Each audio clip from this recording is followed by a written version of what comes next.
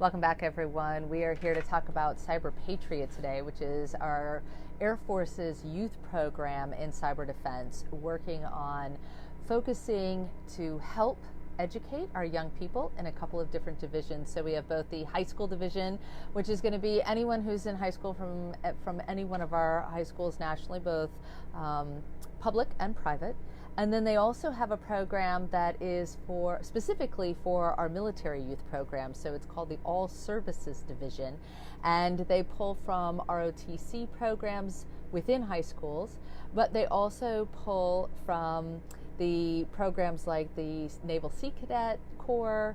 There we are. And we've got our guest joining us today. However, not showing up. All right, Chris, if you see this message, go ahead and go down to the bottom of the screen, and you should see a two people in people picture at the bottom, and ask to join, because you're not coming up as the inside viewer. Oh, that might work.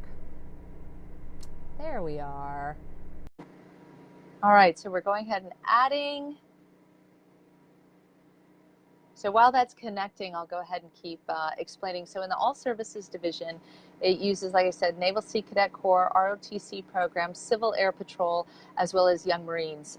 So all the branches are represented, and then the students compete against their own branch to be accepted to the Nationals program where they compete. So today we have on my husband, who is the 2016 National Mentor of the Year. And so I didn't have to go too far to try and convince him to come talk with us. This is one of those where I'm well connected. But in fact, he is exactly the person that we would want to be talking to.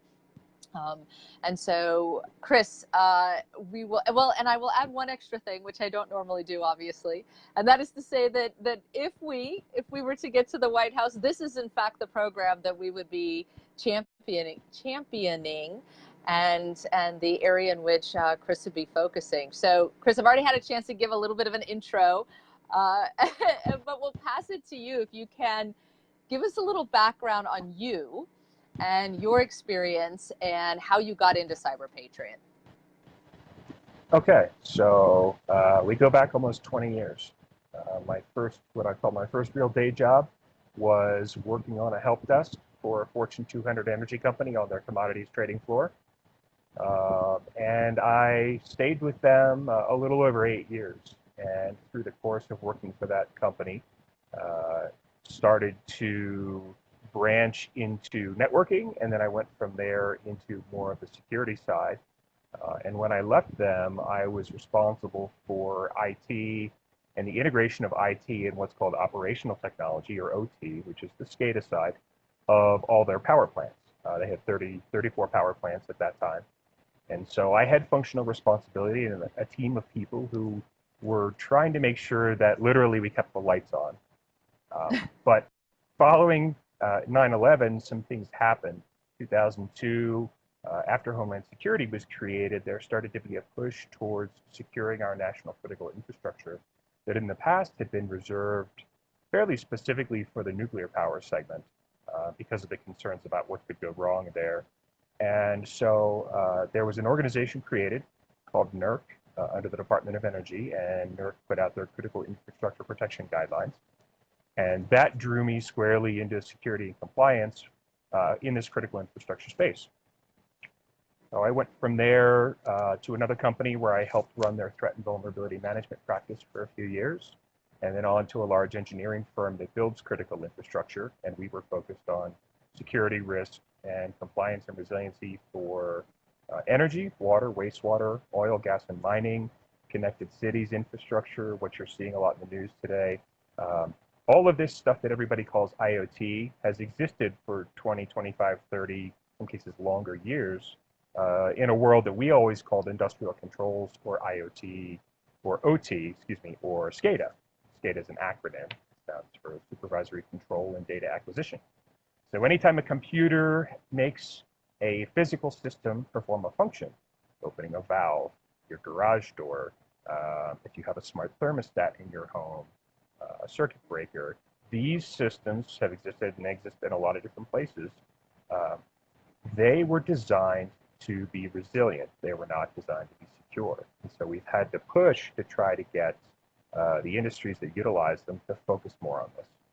So when I was at the engineering firm, my stepdaughter Monica took an interest in the Navy, and she joined our local Sea Cadets unit. We can say our daughter, I think. Yes, our daughter, yes. And a little awkward. she pushed into Sea Cadets, and she voiced an interest in their CyberPatriot team. They had a budding young CyberPatriot team, had been functional for a portion of a year. And CyberPatriot program has coaches and mentors. And the coaches are people that handle the logistics, the organization, the team, keeping everything on track or revising the practices. Sometimes those people have technical skills and sometimes they don't. And then the teams search out, and there's an actual searchable database for them, mentors. And mentors are people who have been practitioners in the industry, like I had been. And so I joined their team as a mentor. And that first year, there were about 1,800 teams competing. Each team is 5 or 6 kids. And we ended up making it to the national finals, which put us in the top 30 teams in the country. And we ended up placing 7th. And so then following 2 years after that, that next year we missed national finals by a couple of points. That next year we ended up going back to national finals, and lo and behold, we managed to win the all-service division. So that put us, that year there were 3,500 teams roughly in competition, roughly half of those in the all-service division. So that put us at the top of that barrel. And I'll show you, I'm actually wearing my CyberPatriot mentor lapel pin, which I do from time to time. Very nice. And to represent the organization. So this really is, in my mind, the best answer that we have to cyber readiness and preparedness, both for our government and our military, but also in the civilian sector, because students come out of CyberPatriot with a fairly strong understanding of what it means to secure a system and a network, and they learn a little bit about computer forensics. And then that prepares them potentially for a career path if they're so interested. And we need people, I've mapped out, as I've seen it, probably about 45 career paths into cybersecurity. And they're not all technical. They're not all people that want to write code. They're not all people that are doing network security or being hopefully good white hat hackers, we call them, penetration testers, application testers. There's also people that work in the social engineering side. There's people who function in roles where they're communicating and helping the leaders or a public or government organization understand why we need the technology. Because not everybody's going to get the tech themselves. So we need those translators. And that's, you know, being a mentor in this program allows you to be able to interact directly with these kids and help them understand that there's a lot of different paths that they could take and that there's some real value for our national readiness in what we're doing. So let's back up a little bit. Let's start with why we have the program, right? So when we look at China, when did they start training in this area? Sorry, I lost you there for a second. It paused on me, so I didn't hear it. That's all right. When did China start educating their young people in this area? So as best we can tell, the Lanqiang Vocational School has existed since 1984. And that school takes roughly 30,000 kids a year, puts them straight from elementary, middle school, high school, entirely cyber-focused into a college program, which then feeds out into the Chinese Army. By comparison, we started our CyberPatriot program when? CyberPatriot is 6 months older than U.S. Cyber Command. They were both started in 2009. 2009. They started in 1982. They put 84. Through 84. And they put through 30,000 students a year. And we put through how many? We're roughly equal to that now. CyberPatriot, last time I checked, was roughly about between 5,000 and 6,000 teams, which approximates between 25,000 and 30,000 students, depending. Okay, so we're catching up, but we are behind on the historical side of things. Definitely. Which means, sure. And so what that translates to, because I think, you know, people watching may assume, well, if we've caught up that now we're on par, but really it means culturally and historically, all their parents were trained where many of us, or those 10, 15 years older than us, were not. So the entire society understands it better than we do. So one of the things that has come up a few times, and obviously you and I have talked about it offline, but that is that when we get into cyber warfare, people are starting to work, well, the adversarial nations are working around military, because military in some cases can be very difficult to get through, but going to civilians may be quite easy. So how does a program like this help, even for those who are not going to go on to be cyber professionals?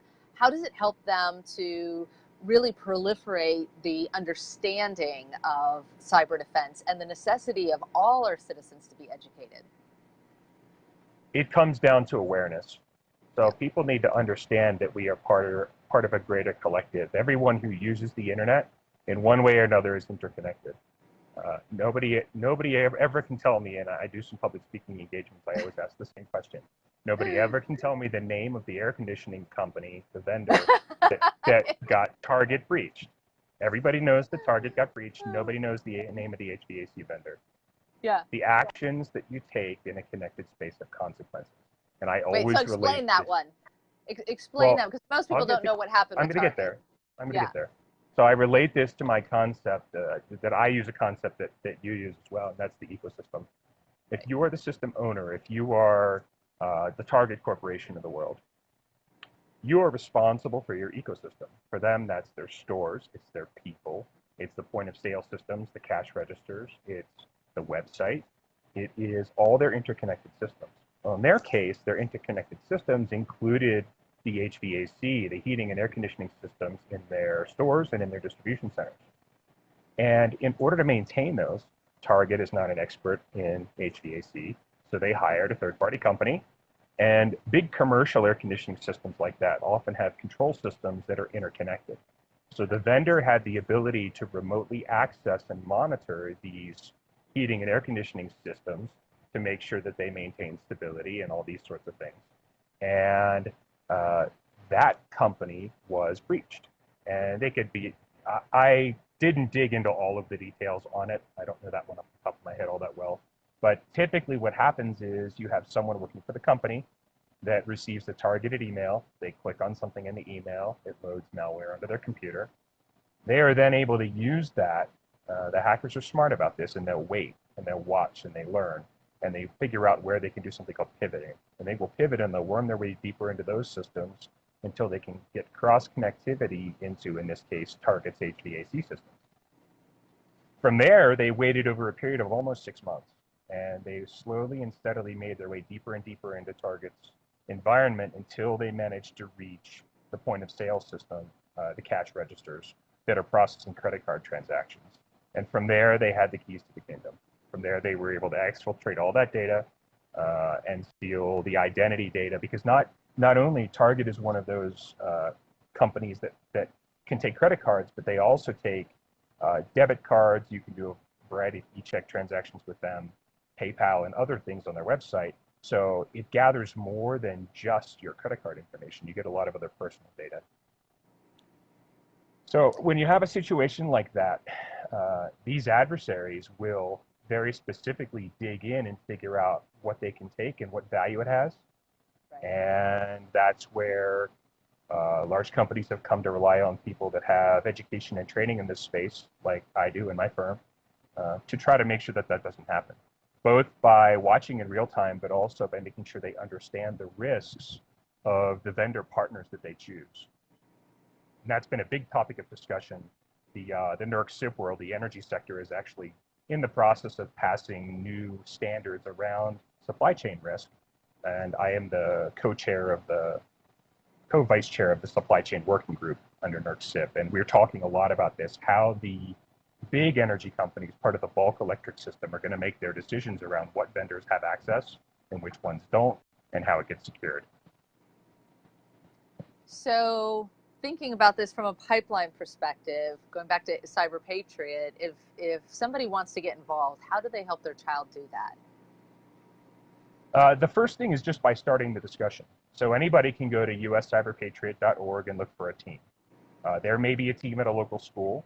If not, there are also the all-service division teams include Army, Navy, Air Force, and Marine Corps Junior ROTC, but also extracurricular programs, Civil Air Patrol, and Sea Cadets. So if one of those programs is viable and it's something they're interested in, they can approach it that way.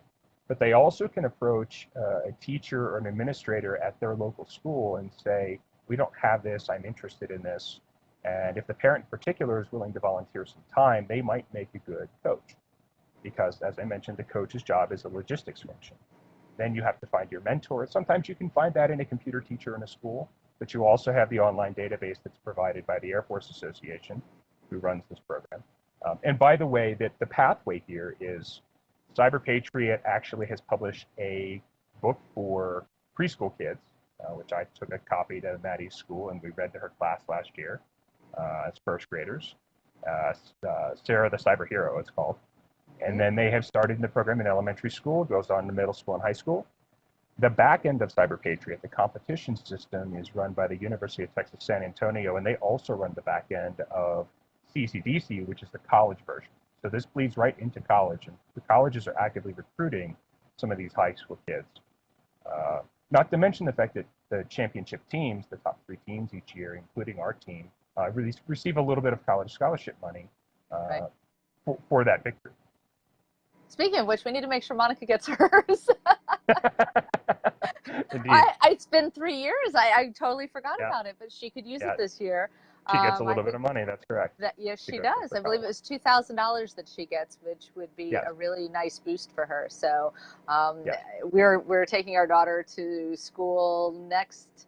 No, I'm going to Sunday. It's Monday. 2 days. Yeah, Sunday, Monday. Yeah, I go in 2 days. My schedule is so crazy, I can't remember what state I'm in most of the time. But yeah, I fly out Sunday, so she'll be arriving, and then we move into the dorm on Monday. So definitely exciting, but I don't know how. And they have a competitive CCDC team there, so we'll see if she goes down that path and see where it takes her. Yes. You know, yes. we talk about pipeline. It's worth pointing out that through the course of the kids that I have mentored, there's a real opportunity to empower them to join the cyber workforce. So 3 of our teammates are working with me at Direct Defense, and we have other opportunities to be able to offer potential internships and things like that. And I would offer up to anyone who has background in the space who's considering being a mentor that in addition to giving back, so I never served in the military, but to me, this is how I give back to our national readiness and national defense, is the time I spend. The mentors on competitive teams, we probably spend about 300 hours a year working with the teams to prepare them for competition. And, you know, part of the give back is just the feel good, but part of the give back is it allows us to have a pipeline of potential people who are going to be talented in the space. You know, we have 2 million empty cyber jobs in this country right now of a whole variety of skill levels. And this is probably our best mechanism that we're going to have to try to fill that gap. Yeah, and I think a lot of people don't realize how exciting these competitions can be. So as a mom, you know, we grow up going to sports, and our daughter who was in CyberPatriot was also a lacrosse player. And so you're used to this competition, you're used to this back and forth. And actually, she did an interview where they asked her about the comparison of cyber to sports. She said it's almost exactly the same. And I can tell you as a mom, when you're watching the scoreboard, and it's interesting because in sports, they show it's this team against that team, and you know who's leading. But in cyber, they don't. It's updated in real time. It can go 4 to 6 hours in some cases, but you don't always know which team is which. Except you can start to tell which team realizes their computer was just crashed or compromised or something. And so you get a hunch of it. But it was, sometimes, to me, one of your kids deletes their operating system. Right. It was as exciting as watching something on ESPN. So it to me is one of those nerd competitions that I hope we really see. So I'll finish with this, Chris. If we achieve the impossible, as we like to joke in our team, and we get to the White House, and you have this opportunity to go out and do something really tremendous for the country, in short, how would you take a program like this and expand it? What is it that you would want to see happen? Pie in the sky. How would you help with national readiness with CyberPatriot? I would love to see a national cyber curriculum included in all schools across the country. Yep. Even if it's only just one class, something that's an introduction that can get people an understanding that you don't have to just be a computer programmer to go into computer security, that there's all these different fields, there's all these different necessary skill sets, and we have a lot of open jobs that pay very, very well. And our reliance on technology is only going to increase. So the value of those skill sets are only going to continue to expand. And really, I think that's what I would do with it. The Air Force Association, I've had the opportunity to interact with their leadership. They've done a really fantastic job. They really I'll give a shout out. The Northrop Grumman Foundation is the principal sponsor. They give a couple $1 million every year into the program. Microsoft and Cisco, all the training that's available to these kids is available free to them. And they're getting training that working professionals in my industry pay anywhere from $3,000 to $5,000 per week to get. So it really is a fantastic opportunity to truly expand it into something even bigger. Hopefully I'm not giving the AFA folks a heart attack over trying to be able to support that type of infrastructure, but they've done a good job. Compliment. Yeah. Sure. Oh, they've done. No, absolutely. Yeah. I think very highly of the program, and anybody who interacts with me knows that. I talk about it a lot.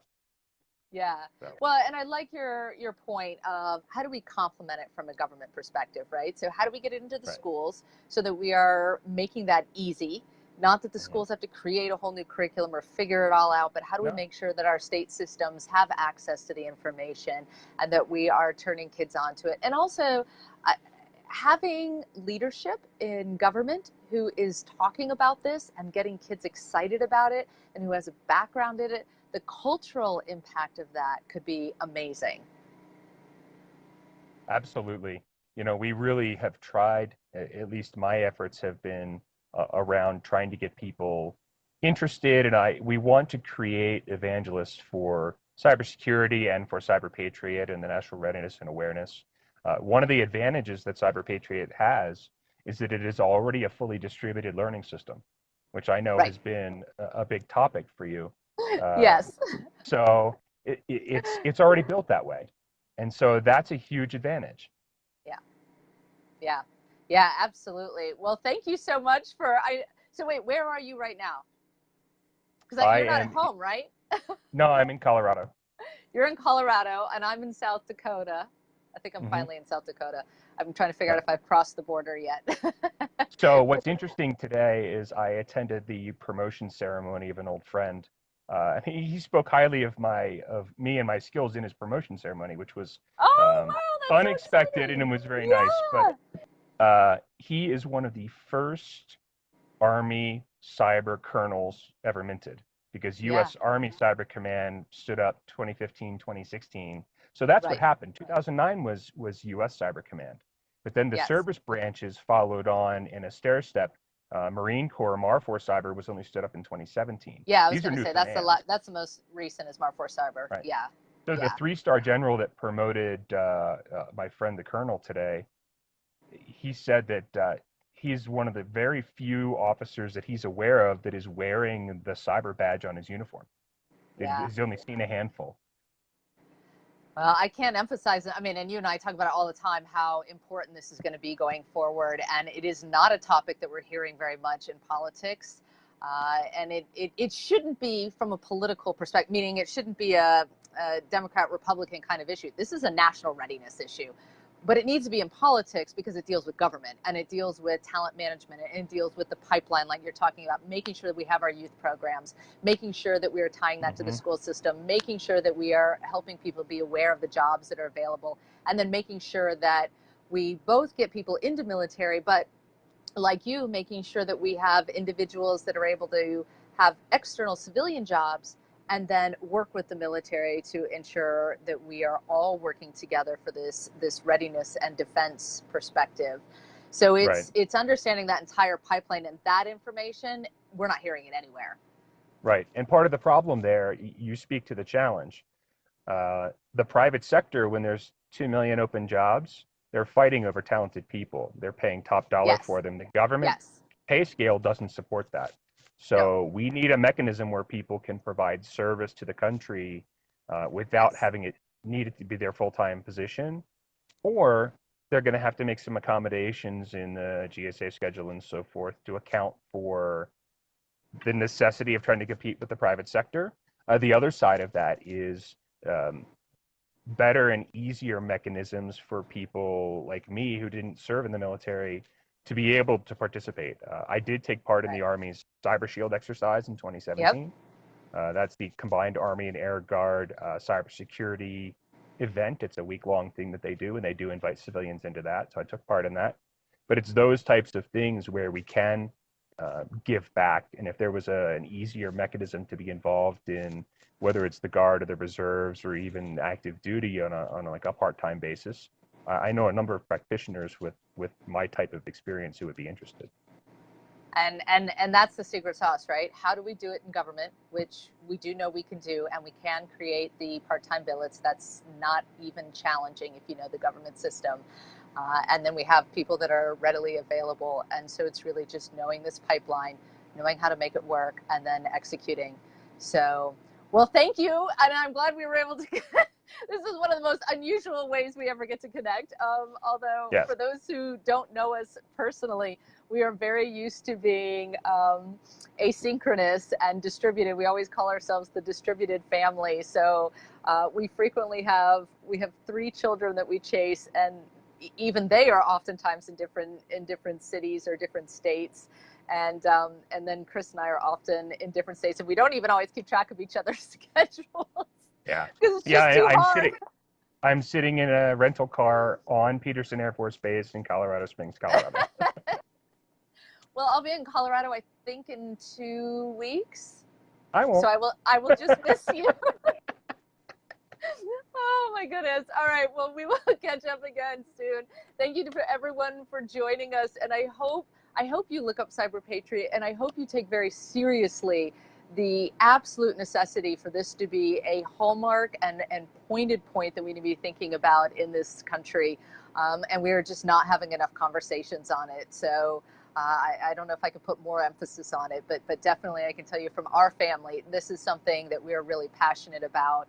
And that if we get into an office space, this is an area we'll take very seriously, and you'll see a lot of changes immediately.